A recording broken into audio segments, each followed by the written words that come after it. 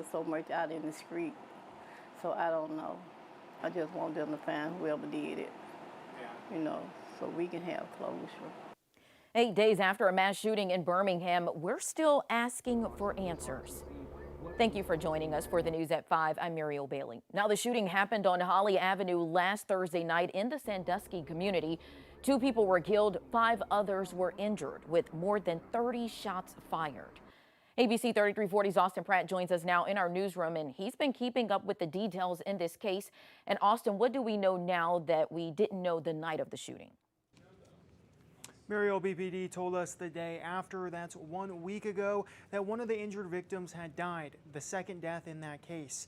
That was the only information to be shared with media in the days following the incident. With a shooting this size, many of the most basic questions remain unanswered for the public and for the families of those who were killed.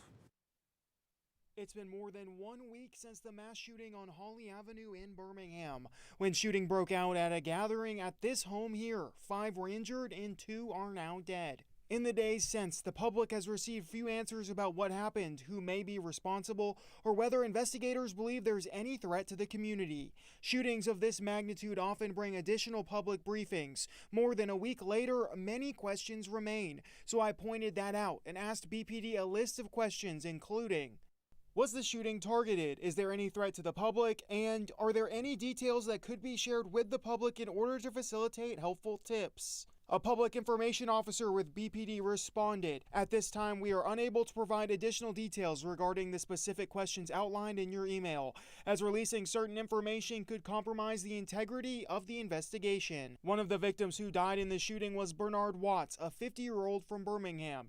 His mother, Julie Watts, says the lack of answers isn't just frustrating, it's personal. She believes people know more than they're saying. A lot of people call my son with this and that, but instead of going to the police and say what y'all know, whatever, tell the police what you know. I don't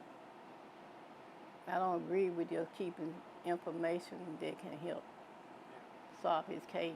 Watts is asking anyone who could possibly help with this investigation to come forward. I would ask if you see something, something, step up and say something.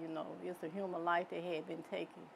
Whether it was intentionally or whatever the case might be, that's still my son, and I need answers.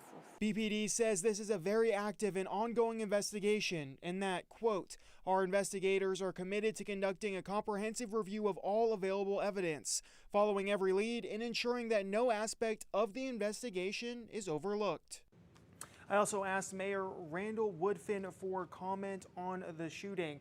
Last week when I reached out, he did not respond. His team did not. I also reached out again today and also did not receive another response to that request. Muriel?